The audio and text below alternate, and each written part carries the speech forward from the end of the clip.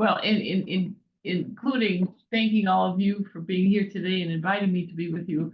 I want to thank all of you out there in Zoom land, because there's a lot of sometimes we can say there's a lot lost having to connect over Zoom, but there's a lot to be gained.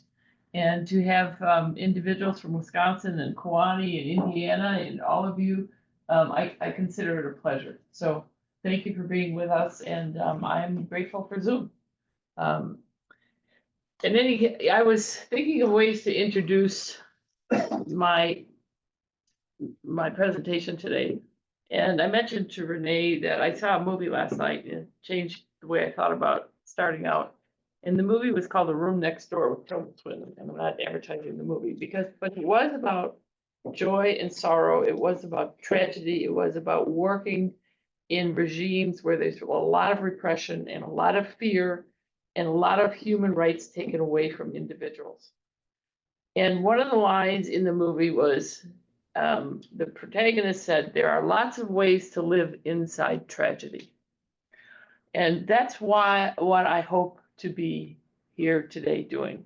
And that is to provide some ways that perhaps we can ferret out, we can claw back a sense of well-being, a sense of humanity, a sense of peace, even in the midst of what I would call a tragedy, or the anguish of our government, whatever you want to call it.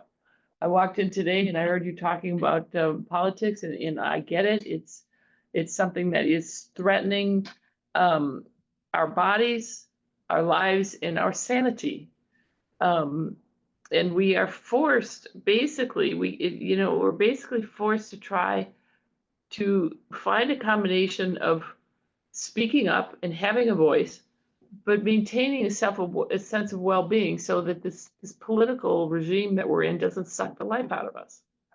So, and talking about this, I'm not ignoring the realities that we face about navigating them, but it's more about navigating these realities without losing ourselves. And I, of course, think in terms of losing ourselves, the psychology of well-being, because if we don't have some modicum of psychology of well-being, I believe the self begins to become annihilated. It begins to deteriorate. And that's why I'm here today. But because there's so many layers of anguish, of troubling news out there today, so many layers of the political situation and how we fit in that and what we're doing here today, I wanted to make really clear what I will be talking about and also what I will not be talking about, because they become enmeshed. And that is, and I'm going to start with my board. I love writing boards. I never do. I was going to say, I never do PowerPoints because I feel like I lose connection with people with PowerPoints, but I'm going to do this. So it can be said that there's certainly a trickle-down effect of trans, homophobia, and other caustic feelings in our government, including it affects many facets of our life. And some of those two major facets is our psychology, and that's, of course, where happiness and love and fear and depression and anxiety and hope live. And there's politics. And politics is where protest and voting and meeting with our representatives. I happen to know that Chrissy shared with me that she has a meeting with Tammy Duckworth, and that's wonderful. What I'm not going to be talking about is politics. I am not going to go to that side. I'm going to be on the psychology side, how we maintain a sense of well-being, how we manage our emotions. The politics, I am not a politician. I will never be a politician. If I did, I'd be a horrible politician. So I'm not going to go there. But I also don't want you to think that I disavow the importance of that, because I know a little bit about history. I know what happens when people don't speak up. I don't know the Bible very well, but I know at one point they said, "Speak for those who cannot speak up." And I believe in that. And I'm saying that because when I talk about what tools, our tool belt of what we can do to maintain our sense of well-being, it might sound like I'm disavowing politics and political action. I'm not. Again, I'm just not going to go there. So please do that. Have speakers who talk about politics, who could talk about protest and voting and meeting representatives and campaigning and all of that. But I have boundaries around the two. There's two different parts of it. This is going to be more personal. This is going to be around cognitive tools. Okay. Now, when I talk about that, some of you may have heard different theories of psychology, cognitive behavioral therapy, maybe not, but cognitive just means to think. It is a Latin word that comes from two things, to learn and to think. That's what that big word means. It's cognitive. It means to think. And when we talk about cognitive behavioral therapy, we're talking about how thinking affects your feeling and how your feeling then affects your behavior. If you think you're going out to dinner with people that you don't know and you have a thought about it, and the thought is, I'm scared, I don't want to be laughed at, I'm afraid of them, then the behavior might be, I'm not going, which then you begin to isolate yourself. So the basic, in order to talk about some of the tools, literally, I hope when you leave, you have what we can imagine in sort of a fantasy way, like a little toolbox, a little mental toolbox, little things that you can do to try to claw back a sense of well-being. And I'm talking about not when you're out there in politics, but when you're at home at night at 11 o'clock and you just turn off the news, or you're home at 6 o'clock and you finally get to relax and Fox News comes on and you just turn into this bundle of anxiety and the shoulders go up, the adrenaline shoots through your body, you feel like crying. Okay, those are the moments where we need to be able to claw back a sense of well-being. So the Fox News reporters, the latest thing that Donald Trump does not suck the life out of you all day long. When you're laying in bed at 11 o'clock at night, or you wake up in the middle of the night, you do not want to have those thoughts that are habitual, negative, fearful thoughts. So a little bit of psychology before we get into those tools I want to give you. I have like 4 or 5 actual tools, and I invite you to practice them. But it is regarding our sense of well-being. It has been said that, first of all, there's usually an event. Now, that might be going to Christmas dinner, it might be coming out to relatives, it might be walking downtown Chicago, whatever it is, something you're thinking about going to. Okay, so an event will lead to a thought. And the thought leads to feelings.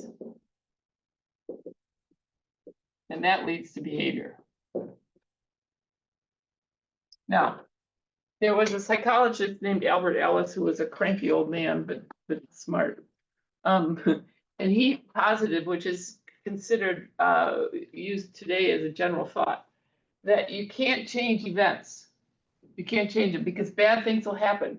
Whether we're talking about 1942 pre-war, whether we're talking about the election of Donald Trump, whether we're talking about the forest fires in California, events are going to keep coming. And so we keep thinking, well, when he's gone, we'll be better. Great, but he's not gone and he's not going anywhere in the next, I mean, I wish he could be gone, but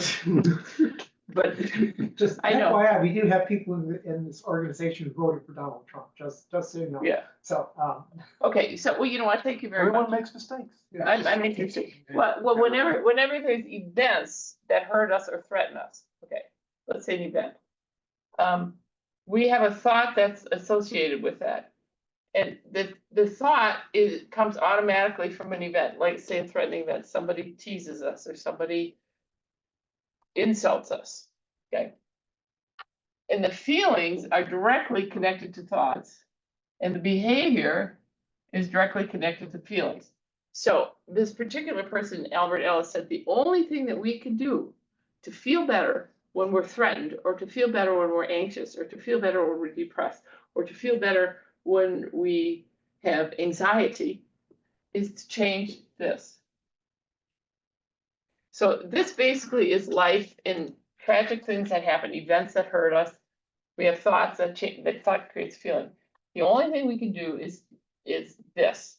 And so one of the tools I would like you to think about, and we often don't like put this into our head, it's like, oh, wow, like a light bulb moment. And that is, you are in control of your thoughts and your thoughts are not in control of you. You are in control of your thoughts and your thoughts are not in control of you. But what happens in the human brain is something happens to us.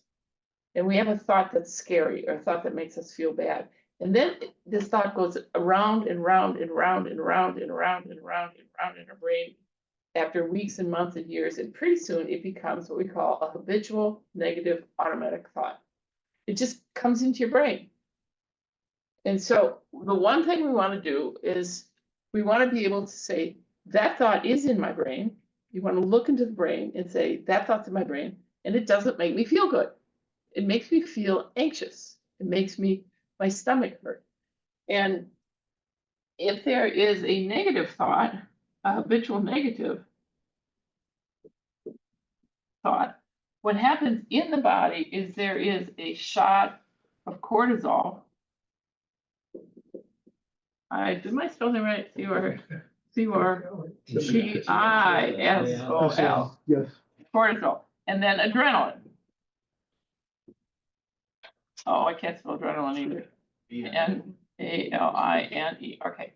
Now, this happens automatically. That creates a fight, flight, or freeze. It allows us to survive. If a bear jumps out in the woods or a dog that, like a dog that's scary jumps out and you go, ah, and the adrenaline and the cortisol make you run away. Okay, so it helps us. But if we have too much of it, if it's thoughts about fearfulness, then when you have a negative thought, the cortisol and adrenaline go through your body and it keeps you awake, it gives you an anxious feeling, it causes problems in your stomach, and it can cause havoc with your health. Now, if you change the thought to a positive thought, what happens is there is a shot of serotonin, S-E-R-O-T. And it's norepinephrine, and I'm really probably going to mess up that word spelling it. N-E-U-R-O-P-R-E. Okay, help me out. Norepinephrine. Neuropinephrine? Yeah, right. Maybe I should just pretend it's there. We're okay with that. I'll just do what they do is I'll just go like that. Spelling is not important to me. Especially when I'm on a board, that's my defense. All right. So basically what we're saying is, if you like, would anybody be willing to share with me a thought that comes up in your brain that's a scary thought? Any thought that makes you anxious? Death. Yeah. Okay. Thank you. Yeah, that's a good one. Okay. So if you have a thought, if you're laying in bed and you start thinking about dying, let's say you saw, man, this is really, really bad. Okay. So if you're laying in bed 11 o'clock at night, or you wake up and you think of a movie that you saw and there was death, and it's scary. And so adrenaline and cortisol goes through your body and you wake up, and then you really can't go to sleep because you feel like, we call it, your shoulders are up, you get tingling like this. Now, cognitive behavioral therapy, the tools I'm talking about, when I said you are in control of your thoughts are not in control of you. So you have a conversation with yourself and you say, I really want to go back to sleep. And you say, what's keeping me awake is this thought, because this thought is scary. Now, nothing changes. You're not going to run away from death. Death isn't going to come into your bedroom at 3 o'clock in the morning. Hopefully, it's like you're safe. So then what we want to do is say, what I want to do is have, did I spell positive wrong too? No, that's right. Atta girl. 1 out of 12, right? Norepinephrine. Oh, yeah. There's lots of other hormones, but I can't spell them at all, so I'm not even going to bring them up. You have your positive hormones and you have your negative hormones. Okay, so in the sense of meditation, it's not really meditation. If you are worried and you can't go back to sleep because you're worried about something, you literally stop the thought and you put something in your head like, I am at peace. I am safe. My mind is calm. Okay, and you repeat it. I am at peace. I am safe. My mind is calm. Now, even if you don't believe it, do it anyway, because I tell you, a lot of my clients will come in and they say, you tell me to say these things, but I don't believe it. I don't believe I'm safe. I said, I know. But all we're trying to do is to get you to have an emotional timeout and to be able to go to sleep right now. Okay. And that is, you change, remember, you are in charge of your thoughts, and your thoughts are not in charge of you. And negative, scary, habitual negative thoughts causes adrenaline and cortisol and stimulus. Okay. So then you say to yourself, even if I don't believe it, I'm going to repeat this like a mantra. I am safe. My mind is at peace. My body is calm. Okay. Whatever you want. Some people put in 2 verses of the Bible. The Lord is my shepherd, I shall not want. The Lord is my shepherd, I shall not want. Whatever you want to say, a word of a poem, have it short, have it be a positive mantra, and put it in your brain. Even if you don't, especially if you don't believe it. I had one client and there was just all sorts of anxiety and depression. And I said, how about this one? How about this one? How about I love my wife, I love my life? She said, but I don't. I said, I know, but do it anyway. Right? And so she said, every night when I get up and go to the bathroom in the middle of the night and sit at these things, why am I here? What should I do? I love my wife and I love my life. I love my wife and I love my life. She goes, so the thing is especially if you don't believe it, do it anyway. Because what we are doing is we are interrupting habitual negative thoughts. Habitual negative thoughts. And oh, it's so important. I have this nice board. Okay.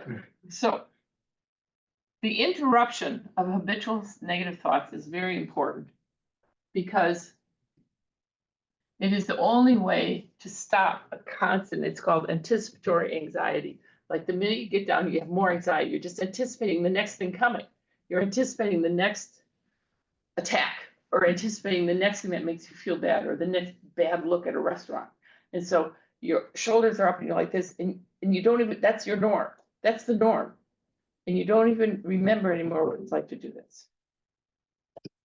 And that is what we have to do with when there's habitual, negative, fearful thoughts, is to take an emotional time out. I'll call it an emotional time out. Now, so with an emotional time out, this is me worse than my spelling. The only thing worse than my spelling is my drawing. Okay. So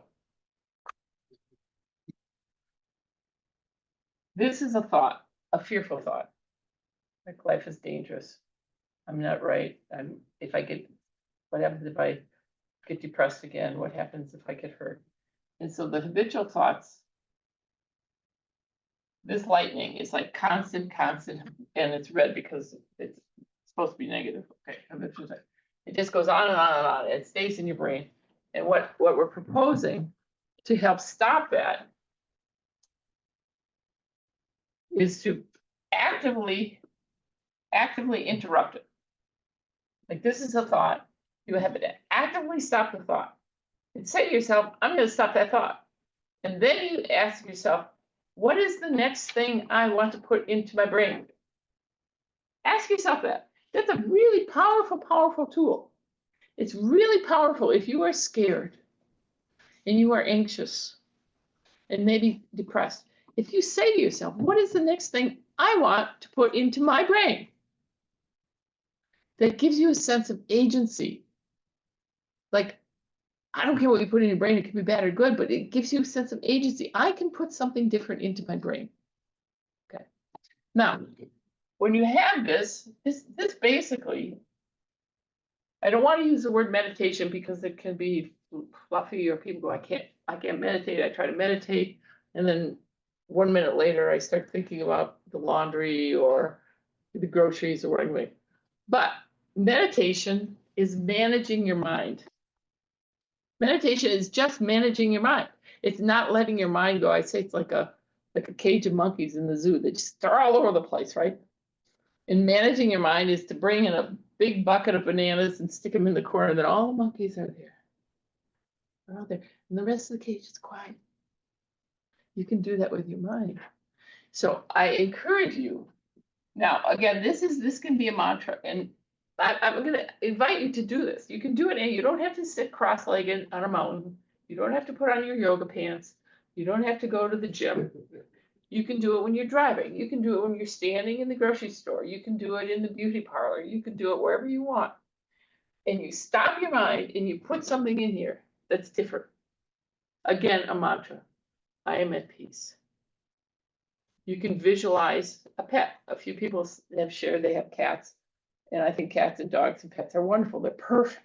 They're perfect for putting something soft and gentle into your mind. And when you do it, don't do it for like, one person came back, so I can't do it. I said, well, how long did you try to do this? They're like, just 10 minutes. I said, don't try 10 minutes, try like 6 seconds. 6 seconds, start off with 6, maybe 4, but try 6. This is a short period of time, but I can promise you that it does a great deal to interrupt this pattern. It will retrain your brain so that all of a sudden you will be able to stop some of the thoughts that are anxiety producing. Some of the thoughts that are scary, like what if someone looks at me? What if I'm not right? What if I get ill? What if death comes? What, all those thoughts. So you break it up. And I actually brought a handout, and this is your homework. Just one little piece of homework. I didn't sign up for that. No, I think you like, didn't you say you have a cat? Well, then I'm gonna give this to you personally. You can have it. I'm retired, I shouldn't have to do homework. This is homework here. Is there And a, you can relate to this. You tell me if you don't relate to it. is there an electronic version we could share with the people online? We can I take, don't have one. I would love to share with you. I'll describe it. we can take a picture and email it. Yeah, Yeah, okay. for those of, Is it all right if I scan it? Sure. Sure. Okay, so for those of you who have a cat particularly, or if a dog or any pet, or you can imagine in your mind if you don't have a pet, that's okay too. But oftentimes you'll find a cat sitting in a sunbeam and sleeping, or a dog sitting very quietly, sound asleep, and they're just like, their hands are like this and their eyes are closed, and you're petting them. And hopefully you've done this. If not, what's interesting is looking at them and saying, how do they do that? How on earth did they do that? Because this is a picture of a cat who's sleeping, and in the thought bubble, there's nothing. The thought bubble, Could you maybe put the picture by the camera? yeah, I don't have the, yeah, there it is. Okay, good. So this is your homework. The thought bubble is not habitual fear and anger and sadness and despair, but the thought bubble is nothing. Now, you can't have nothing in your brain because our brains go all the time, even when you're sleeping. But you can shift it to nothingness. You can shift it to, instead of constant fear and rage and terror, and what happens if I get laughed at, or what happens if someone doesn't like me, or what happens if I get depressed again, or what happens if I get ill again. Instead of those thoughts, you can have these thoughts. Is that similar to like counting from 100 down to 0? Yes. Or just trying to see clouds or stuff like that? In the old-fashioned counting sheep, and the reason is because that's benign. It is benign to count sheep. It is benign to count backwards unless you stumble, and like they always say, to count back by 7. You know, I'm like, oh my gosh, they would lock me up because I couldn't get past, the first, second one. But whatever is benign, counting sheep, counting backwards, and because benign thoughts don't create cortisol. If you think about your cat sleeping in the sun in complete peace, then you don't have cortisol and adrenaline going through your body. So when you find yourself anxious or fearful or depressed, remember, you are in control of your thoughts. Your thoughts are not in control of you, and your thoughts create your body believes your thoughts, right? Your body, because when we're afraid of something, it's usually not in our homes at 10 o'clock at night watching the Golden Girls and drinking a glass of wine. But if you think of something that's scary, if those thoughts come like, oh no, what happens if something else in my neighborhood or with my family happens, there's another illness. If you think those thoughts, they will rob you of that sense of peace and will send that adrenaline cortisol through your body. So the idea is, benign, and this picture I'm giving you as your homework is, it's a little funny, I hope, but it's real. If you can do that, that is this. And do it for like 6 seconds, because our brain is a muscle. And if you are used to having fearful, bad thoughts about yourself or about the world, those bad thoughts are strong, they're strong. And so what I'm doing is I'm asking you to interrupt that strength and strengthen something different. Strengthen the thoughts that are benign, or maybe even good, right? So, another way is to pay attention to when things go right, right? Because there's a lot of things that go wrong. But when you pay attention, literal attention, almost in a comedic way, like you're driving up and you're pulling in front of Target, and there's a spot right in front of Target and it's open. And you pull in. I want you to say, just like your smile, ta, something went right. Because we never pay attention. And I'm not trying to be Pollyanna. I'm telling you, your brain is a muscle and it gets strong going one direction. And if we get it to go the other direction, like sometimes things go right. Today I feel good. Then you will begin to soften the brain so the brain allows good things to come in, and your body then feels that serotonin and norepinephrine, which are the relaxation hormones. They create the relaxation response. And that's what we want to do. We want to create a relaxation response instead of staying hypervigilant all the time. Hypervigilant with fear and anger all the time. Another thing that I would like to invite you, this is another tool that has to do with everything we said here. And that is, don't believe everything you think. Now that can be hard. But when you think, I'll show you how that works. Kind of.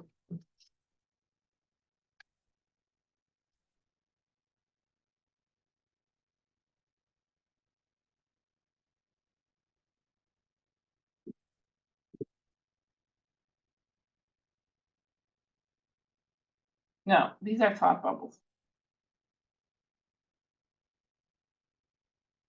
This is the past. This is the present. And this is the future. Now, this is the condensed version of Buddhism. Believe it or not. There you go. We got right here, said Lynn, whatever that means. I forget. But what the way it's connected to Buddhism is, in Buddhism, one of the primary tenets is freedom from suffering. And the secondary tenet of Buddhism that's right next to freedom from suffering is that we suffer more from what we think than what is happening to us. So that's where this comes from. And what happens is this, and this is actually how the brain works, that the past, we tend to remember painful things. It's called trauma. Now that could be, let's say you got bit as a child by a pit bull, or you saw that happen and you were somewhat traumatized. And you're walking down the street and you know you have to go outside, and you know you see a pit bull across the street. The first thing that happens is your body fills with adrenaline and cortisol to keep you safe. But our mind takes this and it thinks, if another pit bull comes to door, it might bite me again. And then we fill in the future with this. Like, or if more personal, like, I don't know, if a person is bullied or teased, and then you go out and you think, I have to go outside, or I have to go back to the schoolyard, or I have to go to the party. And then you project into, if I go to the party tonight, I might be teased again, or I might be bullied again. And this is the way it works. And we are in a perpetual state of fear. So this is where I'm saying, don't believe everything you think, because in a way, this keeps us alive, okay? But in the prehistoric days, with the cavemen, if the woolly mammoth comes out and eats another caveman, And you see it and you go, oh my God, that's terrible. Okay, so then you go outside and you see a woolly mammoth, you go, oh, I might get eaten. So then you go back in. It teaches us to be safe. But in our society, it's on overdrive. We get too frightened and there's too many things that are threatening because we have too much information. We are bombarded by information. We are bombarded by fear. And so we fill the fear, we take the trauma, we remember it, automatically remember it because trauma is ingrained in our brain, and we project it into the future. And then we live in a constant state of fear. So this is where you have to be really careful, if I may, if you choose to try this, is don't believe everything you think. So how do we avoid believing everything that we think and we feel? Well, that's a good question. One is we don't want to avoid everything we think we feel because it also keeps us productive, right? But when I'm talking, it's like I want to be politically active, and I don't want to obliterate that completely. But if it takes over my mind and it takes over my body, so it's I call it the point of diminishing return.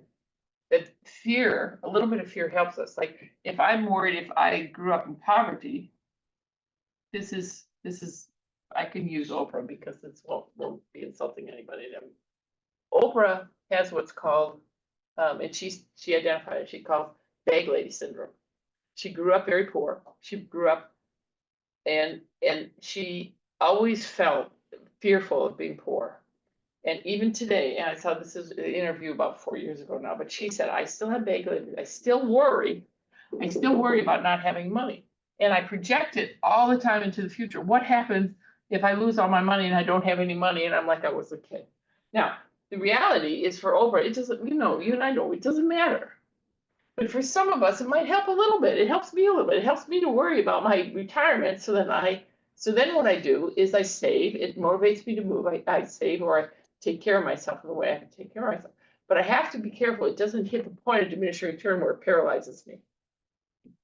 Like you have to be safe. A person can be afraid of the streets of Chicago. And a little bit of that, we'll call it street smarts. It's important. It keeps you safe. But if you become so afraid of going out because something bad happened, it will paralyze you and you won't ever go out again. And then that might sort of like a scorpion tail sneak into agoraphobia or to phobic feelings or to total fear about going out and paralyze you. So Chrissy, how do we do it? One thing is you don't want to get rid of it entirely. You don't want to get rid of what we've learned in the past and apply it to the future.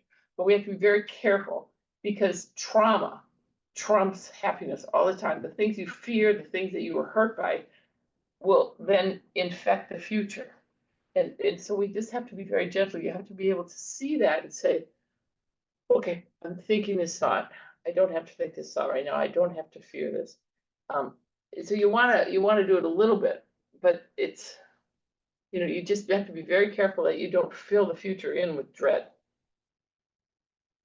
Does this relate? I mean, it just, yeah, like this happened to me, like, go ahead. Oh, by the way, ask any questions you want. I read something that goes to this. Yeah. The past, we cannot change. Yeah. Try to let it go. The future is unknown, largely beyond our control. Do not fear. We live in the here and now. Yeah. It's a gift, which is why it's called the present. There's the present right here. That's what I read, and that's how I try to think. Well, and that essentially is saying this too. Did you? We live in the here and now. That has been our control. Well, to a degree. we do, but it's important. It's a very good point. We have to remind ourselves because when we're laying in bed again in the middle of the night, not being able to go to sleep, or we're getting ready to go out, we're getting really afraid, and or if there's some other fear, then if you're on your shoulder going, you're the attorney on your shoulder for me going, you're not living in the present, you're living in the future because you're afraid. You're afraid to go to that party, you're afraid to go to Christmas dinner, or you're afraid to whatever. And so then what happens is your mind isn't in the present. So these two things are exactly the same, and I thank you for sharing. Do you have any questions? Yeah. I don't know how you do it. It's not No, Easy. wait, no. Okay, go ahead. Tell me more, please. I call it going down the rabbit hole, That's beautiful, yeah. because negative thoughts will envelop me. Right. And whatever it's about. And it doesn't have to be politics, it can just be the relationship with my, or whatever, doesn't matter, but it is so hard for me to break that negative mantra Thank you. that is putting me down that rabbit hole. Yeah. I try apps, I have an app on my phone called Calm Harm, which Yeah. is an app that tries to get you to break that Right. negativeness. Right. There's been several times when I have not been able to. Thank you for saying that, because that is everything I've been talking about today, and it is so real. That's why our mind turns into mental anguish, because it's so hard to break. It is so hard to stop from going into entropy, going down, I call it, into the dark well. Now, I worked in an IOP, which is an intensive inpatient program for mental health. And one of the things one of the techniques, and this is probably too extreme, but literally when the mind starts going down this rabbit hole and you just can't stop it. We've even suggested you take a big gulp, cup of water of ice, you throw it on your face. I mean, literally, throw it on your face. Now, I'm not saying to do that, but sometimes it's so hard for these people, so hard to break that, and I'm not going to tell you to do that, but sometimes for some people who have chronic, habitual, obsessive thoughts, that's the only way to stop it. Some more benign ways that are used in clinics. Some people in one clinic just had you put a rubber band on your wrist and snap it. Just, in other people, I literally have an official stop sign under my desk. It's like, I didn't steal it. No one's going to get hurt. I promise. But it's under my chair, and people will say, I can't stop that thought. And I just sort of reach under the chair and I put the stop sign right up in front of you. So you see this red stop sign. And I say, just scream stop in your head. Go ahead, please. Won't work. Okay. Doesn't work. Okay. I have friends who told me to call them, text me, call me. I can't bring myself to do I it. know. Has there ever been an experience when if you look back, when you moved from a very desperate, painful thought pattern into feeling a little better? Like, what helps if you go, I have been in really desperate emotional states, and I got a little better. Can you identify? For me, it's like there has to be some type of external action to take place to break it for me, Okay, to get me out of it. Like out of the blue, my son will call me, or I'll get a text or something like that. Because I try the apps, and I try all sorts of little gimmicks. Yeah. And sometimes it just doesn't work. yeah, and it's unrelenting. Yeah. Unrelenting. Yeah. Unrelenting. Yeah. And sort of obsessional thoughts are that way too, like or depressive thoughts. And it usually leads to me hurting myself. Okay. And go ahead. Chrissy and I were talking about this program really at the beginning of the year, and one of the things that I think would benefit the group is the benefit of therapy. In other words, Chrissy's relayed how it's helped her, and it helped me in ways. And I appreciate that story, especially these stories of relief, of joy, of if someone calls you like a nephew or a niece or so. The things I'm telling you tonight, these tools, seemingly don't work right away. They just don't, because our depression is too insidious. I heard, but in terms of the physiology of the brain, in essence, they do work. So the only thing, in other words, it won't happen right away. And I get that that's, but if you can stick with it or keep trying or just find the things that do work. And you know, and I'm maybe you've experienced this. Another thing is what I've worked with some clients, the fake it till you make it approach. You know, like I know you don't feel like going out. And I know maybe you don't feel like coming to a meeting, but coming to a meeting with like-minded people is a blessing. It's a blessing. This being here, Oh, yeah. Yeah, it's a blessing. yeah, Oh, Yeah. definitely. yeah, If I get into a place where I'm fretful and worried about Yeah, stuff, and yeah. if I keep thinking of what could happen in the future, Mm-hmm. oh, That's you it. ever heard of a music worm? Where you sing a song Oh, in your yeah. head? Can you fix that? The music- What I do is I intentionally Yeah. start a worm in my head of some music, and I'll just play the music over and over in my head to Yeah. kind of wash off the fear. That's brilliant. That's brilliant. That's you creating a mantra. Your mantra could be music, right? And there was a guy that I just so respect him. His name is Viktor Frankl, and he's dead. He lived from early 1900s to like 1980s, but he lived through the war, and he was an Austrian psychiatrist who ended up in Dachau and Auschwitz. His whole family. And he wrote a book called Man's Search for Meaning. And he wrote it in 5 days while he was in Auschwitz, and he wrote it on little pieces of paper and hid it in the lining of his coat. But what he talked about was how do people survive? How do people survive this most horrendous environmental oppression ever in the history of humankind? And what he came up with, this is anecdotal, his observations, but it has been expounded upon, is those people who took music and put it into their head and went through every note, visualized every note, or heard every note, or repeated every note, they were the ones who survived. Or people who visualized the apple orchard and the horses they used to have, or the people who put their families, or the people who put their pets in their mind and pretended they were feeling and petting their pets, they were the ones who survived.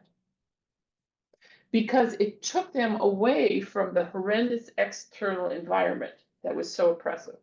So what you're talking about is beautiful. That's exactly what we're talking about. If it's music, another reason why music works is because, I don't know if you remember songs you used to like, that, I don't know, the Beatles or Simon and Garfunkel or James Taylor or any of those guys. James Taylor, okay. All right. So the problem when you turn on James Taylor and you listen to his song, your brain goes to the next note before he sings it, because you know the music. And so your brain is being occupied and smiling because you know the next note and you follow it. And so your brain is occupied following these notes instead of the obsessive, painful thoughts. That's why music helps. Now, and so what I'm talking about is it's really hard. It just feels like it doesn't work. But with practice and with maybe working on other environmental things that help you, whatever they are, it does work, because you can interrupt thoughts in your head. But be very patient and be very compassionate with yourself when it doesn't work. That's the thing that I encourage. You know, I sort of jokingly give you this homework, or say the mantra at night, the mantra that says, I am safe, I am at peace, and my mind is still. I am safe, I am at peace. Now, remember when I said sometimes people don't believe it? You won't believe it because their mind is still so conditioned with the pain. But if you do it enough, it will take over. Do it especially when you don't believe it. And be compassionate and patient with yourself, because the thoughts come from pain, and it can run very deep. Just saying it out loud Yeah. help. Yeah, and that's another interesting thing. first of all, you don't have to say it out loud. You can think it, especially if you're in bed and you don't want. But when you say something out loud, this is why therapy helps. Okay, getting back to what you said before. When you have a thought in your head, it lives in your head with a certain interpretation from a certain part of your brain, like a thought. You think about a thought, you think about a poem, you think. But when you say it, first of all, a couple of things happen. Your brain takes the thought and puts them in the best words we could find. The words come out of your mouth. The words come out of your mouth about the thought. They go back into your ear, and you hear it from a different part of your brain. So what happens is you get, instead of thinking a thought in your head, which is fine, we can't always talk about it out loud. When you say it out loud, your brain goes through 3 or 4 configurations to help understand it better and to have a different understanding. It like you literally put together words that kind of say, these words help me say this thought. And so you say it out loud, and the words go back into your brain through an ear, and a different part of your brain retranslates the thought. And so you get a different perspective, oftentimes a bigger perspective. And that essentially, some therapy, you have CBT therapists and psychodynamic therapists, and then you have talk therapists. It's awkward. Talk therapy sounds so benign and not useful and blah, but it works. It doesn't work right away. It doesn't, but it works. It gives you a different perspective on your own self and the thoughts you've been living with pretty much your whole life. You get a different perspective on the thoughts and the feelings you've been living with your whole life. And it will move things very slowly, but it will move things along. Would that be similar to mindfulness meditation? Yeah, that mindfulness is, there's lots of words for it. Okay, that's what Yeah. okay. Because in mindfulness meditation, you are, as we go back to, I think, the first thing, you are managing your mind, your thoughts are not controlling you. So what you're doing is managing your mind. I used to have to focus on my breathing. Now I don't have to anymore. I can just go. Right. And It takes work.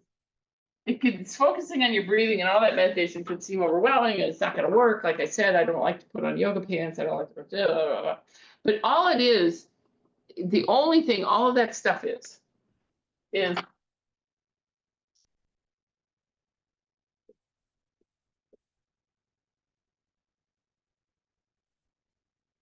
managing your mind. Mhm.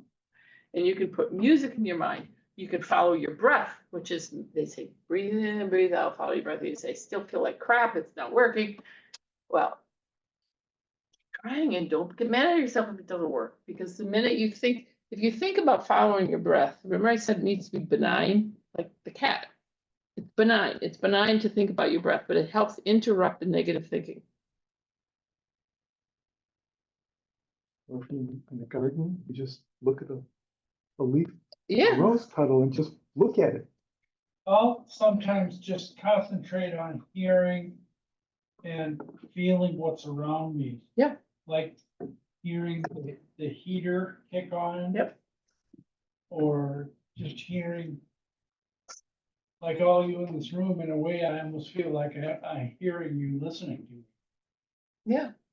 And that tends to settle my mind down. Yes. Because you're not focusing on what the bad thoughts. You're focusing on what you're hearing or the smell in a garden. Sometimes I worked with one client who was in an automobile accident that was quite traumatic. And so the work was about getting back on the highway, of which they had sort of like an obsessive fear of it. And we worked on thoughts for a long time. And one of the things I said is, when you get into your car and you're getting ready to get on the highway, I want you to focus on the bottom of your foot with clarity. I want you to focus. And the whole thing was about, it's not focused on the fear. The fear was, I'm going to get in another accident. I'm going to die on the road. They're going to hit me. That kind of thing.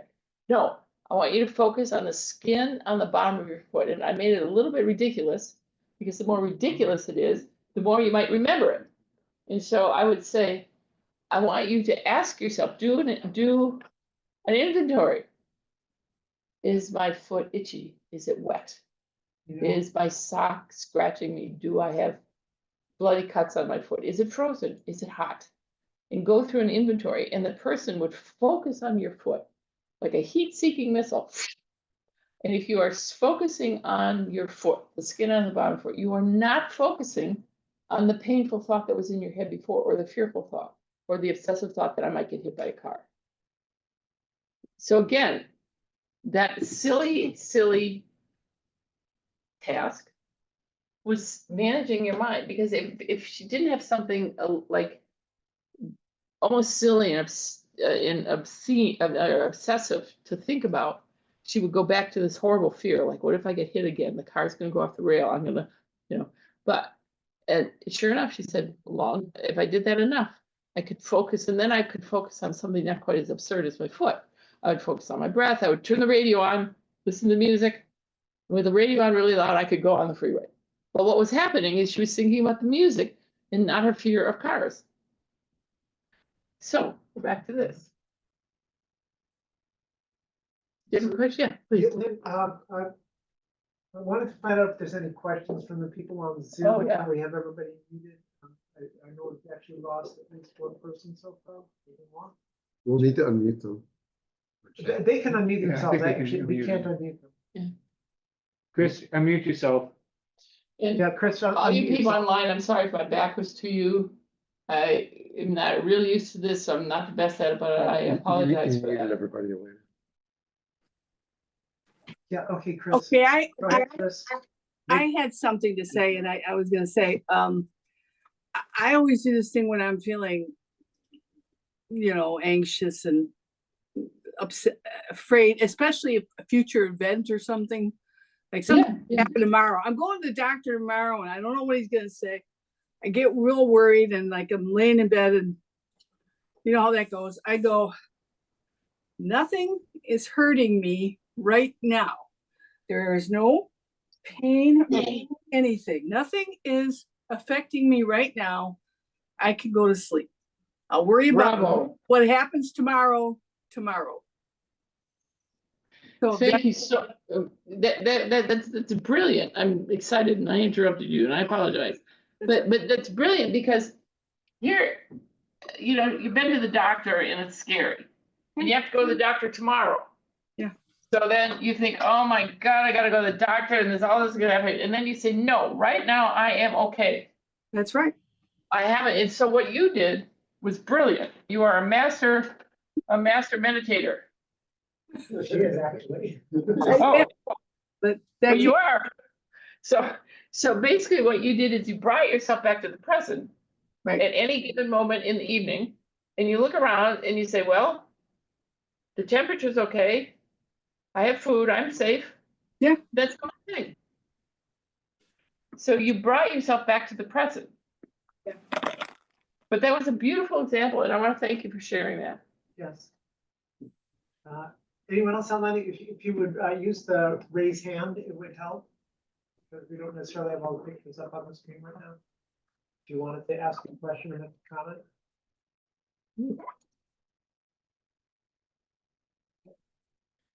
All right, seeing none. So can I keep going, all you guys out in Wisconsin and Indiana? Yes. Still have Wisconsin. I've we lost- lost Indiana. Wait, Oh, we have Indiana. did Wendy want to ask a question? Oh, why do you want to ask a question? No, okay. Everybody's good. Okay, all right. I have a question. Yes. So these, these negative thoughts, these obsessive Yeah, thoughts, it is worrying about things that you want to do or need to do or have to do. Is that fall into that category of obsessive thoughts? Well, this is where there's no either or, like a little worry about things you have to do. We all do that. Like I gotta do the laundry, I gotta do my taxes, and it keeps you productive. Sometimes it keeps you really, really successful. Some of the most hyper worried people are very successful because it's relentless. Okay. So we have to do a little bit, but the point is if it begins, I call it the point of diminishing return. If you start worrying about it and your body has adrenaline and cortisol and you're getting sick and you're not eating and you're not sleeping, then that's when it's too much. We have to manage the mind. We have to bring it back. A little worry is a defense. It keeps us alive. So if it keeps you up at 3 o'clock in the morning, that's too much. Then we gotta go back, yeah, then we gotta go back to this, because a little worry, we can say that, keeps us alive. You know, I worry about my retirement money, I worry about the safety of my children, I worry about my dogs, so I feed them. I worry about my health, so I kind of go to the gym.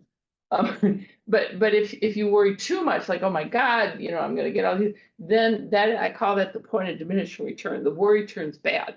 It keeps you up at night. Go ahead. What happened I to me? wouldn't talk about me. Yeah, thank you for sharing. Go ahead. Somebody.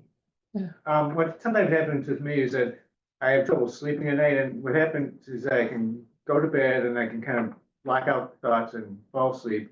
Then later on, I have to go to the bathroom, and so I wake up and I go back into bed, and then I start thinking what I have to do the next day. That's very common with the sleep issue, because you go to the bathroom, then you start, the mind keeps going like, what do I have to do? Especially if it's a meeting, or I have to present something, or I have to get somewhere. Now, that's when we really want to, again, manage the mind. When I would pull up the stop sign, you know, visualize the stop sign, and you can even ask yourself, this is a good question, write this one down. Is this thought doing me any good right now? Don't forget to write now. Is it so smile, just the way you're smiling, and you're laying in bed and you just went to the bathroom, it's 3 o'clock, you still can sleep for a little more, and you start worrying, oh, what I gotta do. Then I want you to ask yourself with a smile, but very specifically, is this thought doing me any good right now? It's not doing me any good right now. Right now, right. And so the answer, No. no. Right. So then this is hard, because your mind will go right back to the bad stuff. It'll go right back. But then you do it again and you practice, and then you put something, maybe that mantra. I am safe. My mind is at peace. I am calm. I am safe. My mind is at peace. I am calm. Instead of, I have to give a report tomorrow and I've got to do this and I've got to go to the doctor. No. I am at peace. I am safe. My mind is calm. So you actually ask yourself, is this thought doing me any good right now? The answer is no. Just smile. Don't get mad at yourself. And then put in a mantra. Anything that's easy. It could be, the Lord is my shepherd, I shall not want. The Lord is my shepherd, I shall. Just so you're repeating it and gently keeping all the other thoughts out of your brain. Go ahead. I'm gonna email something, you Cynthia, maybe you can send it to everyone. It's something I came across when I was questioning myself. This is step 3 out of 11. Pause. Yeah. Just stop everything. Let the stillness of the moment soothe you. You're in control right now. Breathe deeply. Think of one thing you're grateful for. Dwell on that for a minute or two. Yeah. Practice this daily. That's step 3 in this 11 steps. I'll send you this. Maybe you can send it out. It's what I was looking for was the best woman you can be, and this is what popped up. Okay. Yeah. Go ahead, you have a question? A lot of times if I'm having trouble sleeping, what I'll do is when I wake up at 2 o'clock in the morning, I gotta go pee.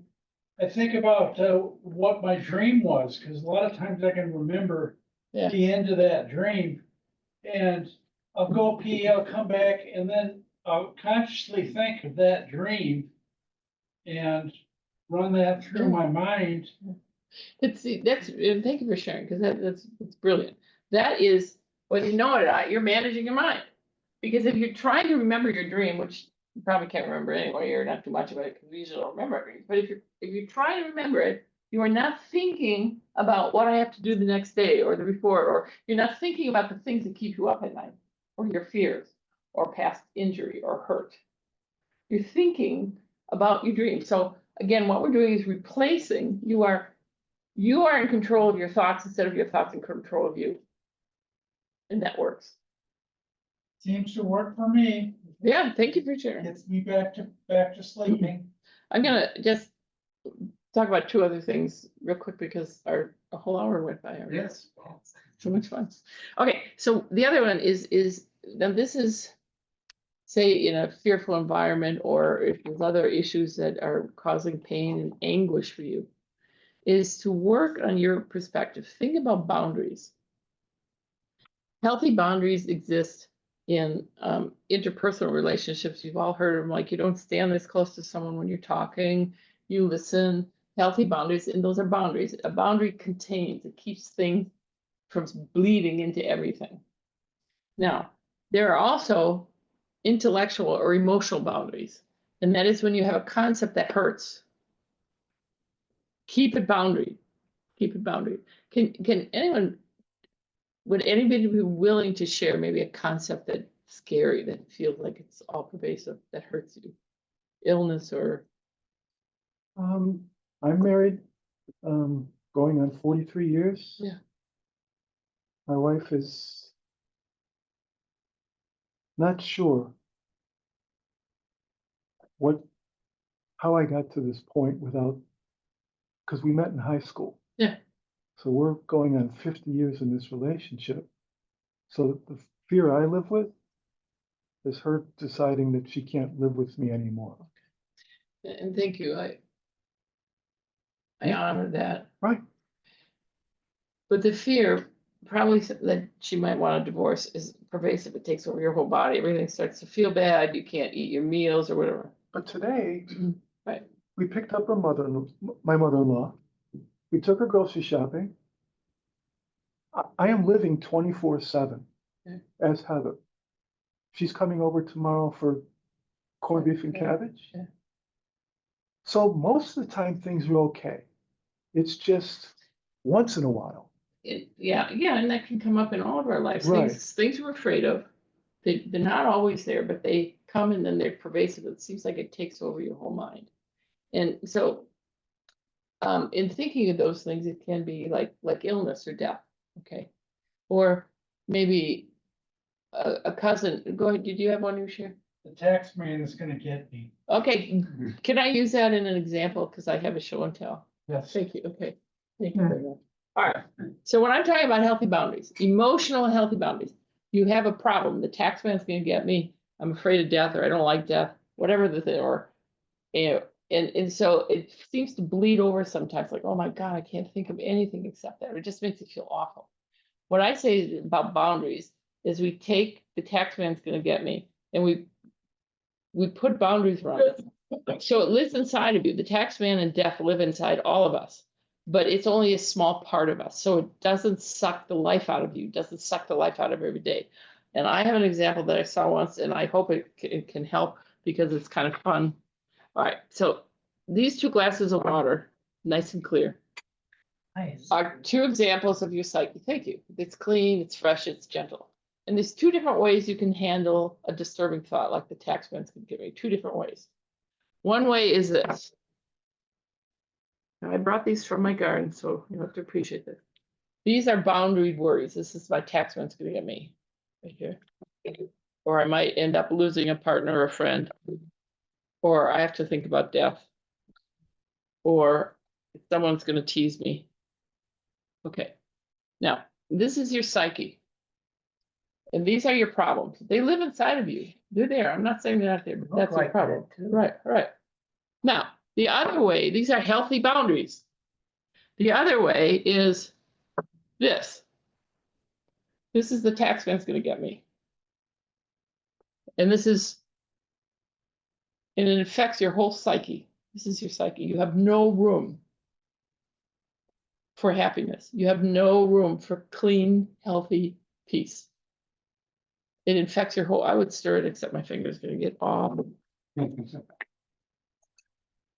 Okay, so this is what I mean by healthy boundaries. If you have a problem, and it could be a transient one, it can be an illness, it can be having surgery and worrying about it.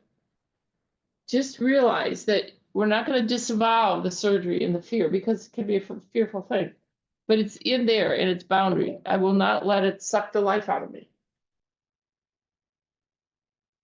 So try, just, again, it's really hard to do, but just try to imagine these things, that it's in there. But there's also space for quietness. There's space for a sort of a clean slate. So in closing up today, I want to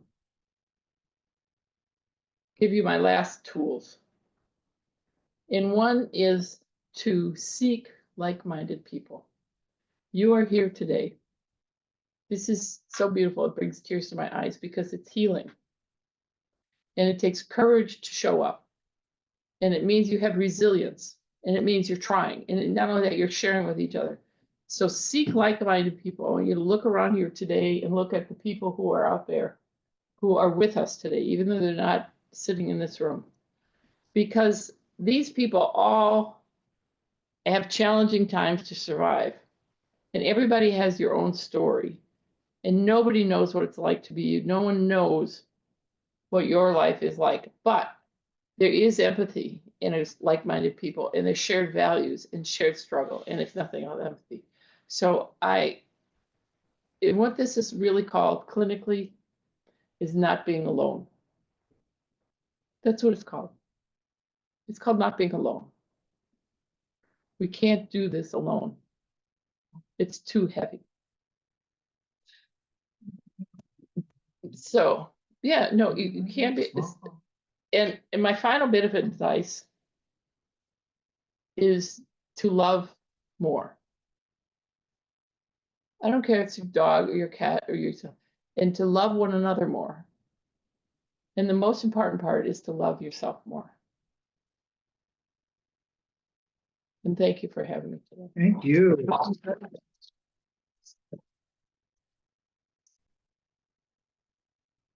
We're taking questions, but are there any? Yeah, we can do questions for a while. Are there any? Well, if there was one common theme, I think it was people peeing in the middle of the night. Well, I certainly Thanks for that. made Renee. me aware of our demographic. I take drugs. I don't have to be in the middle of the night anymore. There you go. That's one, better living through chemistry. That's right, exactly. Wait, I have one more handout. This is sort of a tongue in cheek about anxiety and worry. We can pass it around. Sure. I'd just like to take comments. First of all, Yeah. I think anybody who comes to this group ought to have a therapist. If you should see a therapist.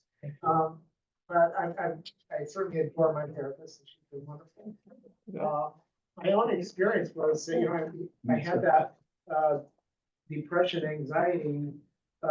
Literally, I was suicidal at least once a month. I've dealt with several therapists, and it had the strategies of that interruption. So I was able to stop myself from killing myself, but putting those thoughts in. But I finally, with this current therapist, got the comfort level to mention that I had an issue with gender identity. Yeah. I chose the name Cynthia when I was 14, and I did not dress en femme until I was 64. Yeah. So, I spent my whole life being depressed and not knowing why. And since my transition, I had very little trouble sleeping. I haven't had suicidal thoughts at all. Do you have a minute when can I show you something just directly about that, which I think I use it when I'm talking to my students. And I believe the psyche is like a volcano. All right. And down here we have a fire. I'm gonna be using my red pen because this is a fire burning. And this, if I may use your example, maybe without knowing it, there is one psychologist who talked about the unthought known. And I love that because the unthought known is something when you look back, you go, that's what it was. I knew something was wrong, but I didn't know what it was. Maybe it's you don't have words for it. You literally don't know. It's called the unthought known. Okay.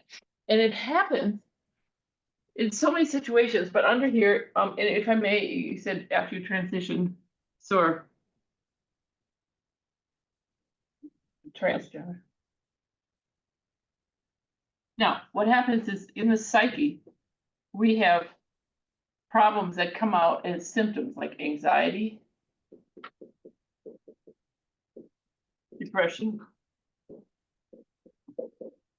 obsessive compulsive behaviors, self-harm. Oh. Did I spell that right? Yeah, it's good. It's fine. Yeah, all right, okay. And so these, in a lot of times, the students I work with, a client will come in and they'll try to solve these problems. They'll give you all sorts of tricks, maybe some medication for anxiety, maybe some cognitive trips that I'm saying up here will help. Tips on how not to be obsessive anymore. And that's good, right? It is good. There's seriously nothing wrong with it. As a matter of fact, it's very helpful. But if you don't get rid of the fire at the volcano, they'll come right back. They'll come right back. And so what I say about, coming to therapy or coming around, when you really face what is down here, what really is at the bottom of the volcano, and begin to transition, in this case, you share, thank you, or whatever it is, as soon as that goes away, these things go away. And then there's nothing but a little bit of sputtering at the top of the volcano. So, and the difference is this is that what's at the bottom of the volcano is sometimes unconscious. Literally, you don't know it. It's not subconscious, it's unconscious. Like, I don't know it. And that can be a teenager, a young person, it can be an adult who I just don't know why. But there's something down here. And until that is addressed, and that's usually addressed with a kind of therapy called psychodynamic therapy. It's deeper. It's called psychotherapy.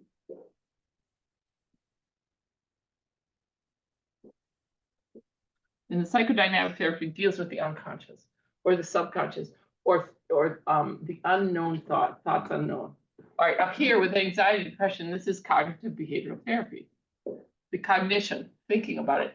And it helps. We have to do this because we have to clear those up before we can go down here. If you're not sleeping or crying all day long, you can't start doing depth work until we manage these.